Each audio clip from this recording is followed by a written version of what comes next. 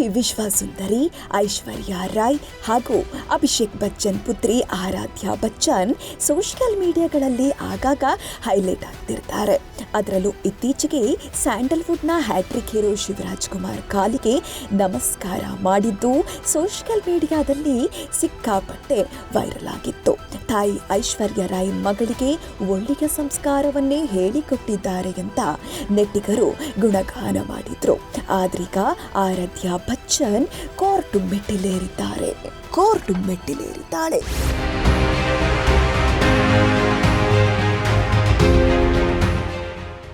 ಐಶ್ವರ್ಯ ರಾಯ್ ಹಾಗೂ ಅಭಿಷೇಕ್ ಬಚ್ಚನ್ ಇತ್ತೀಚೆಗೆ ಡಿವೋರ್ಸ್ ಕಾರಣಕ್ಕೆ ಸುದ್ದಿಯಲ್ಲಿದ್ರು.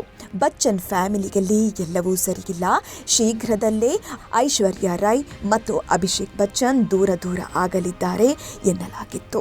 ಆದರೆ ಇದ್ಯಾವುದಕ್ಕೂ ಐಶ್ವರ್ಯ ಅಭಿ ಆಗಲಿ ಪ್ರತಿಕ್ರಿಯೆ ನೀಡಿರಲಿಲ್ಲ. ಅದರಲ್ಲೂ ಇತ್ತೀಚೆಗೆ ಮಗಳ ಶಾಲೆಯಲ್ಲಿ ನಡೆದ ಕಾರ್ಯಕ್ರಮಕ್ಕೆ ಐಶ್ವರ್ಯ ಅಭಿಷೇಕ್ ಒಟ್ಟಿಗೆ ಒಂದೇ ಕಾರಲ್ಲಿ ಬಂದು ಡಿವೋರ್ಸ್ ವದಂತಿಗೆ ತೆರೆ ಎಳೆದಿದ್ರು.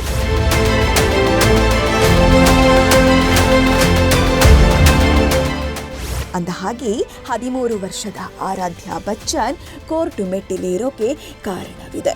ಸಾಮಾಜಿಕ ಜಾಲತಾಣದಲ್ಲಿ ಐಶ್ವರ್ಯ ರೈ ಪುತ್ರಿ ಆರಾಧ್ಯ ತೀವ್ರ ಅನಾರೋಗ್ಯದಿಂದ ಬಳಲುತ್ತಿದ್ದಾರೆ ಎಂಬ ಸುದ್ದಿಗಳು ಹರಿದಾಡಿದ್ವು. ಇಲ್ಲಸಲ್ಲದ ಸುದ್ದಿಗಳನ್ನ ವಿರೋಧಿಸಿ ಆರಾಧ್ಯ ನ್ಯಾಯಾಲಯದ ಮೊರೆ ಹೋಗಿದ್ದಾಳೆ.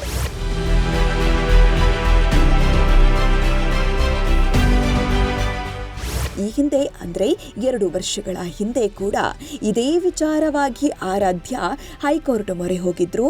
ಈ ವೇಳೆ ಹೈಕೋರ್ಟ್ ಪ್ರತಿಯೊಂದು ಮಗುವನ್ನ ಗೌರವಿಸಬೇಕು, ಸುಳ್ಳು ಮಾಹಿತಿ ಹರಡುವುದನ್ನ ಕಾನೂನು ಸಹಿಸುವುದಿಲ್ಲವೆಂದು ಕೋರ್ಟ್ ಖಂಡಿಸಿತ್ತು.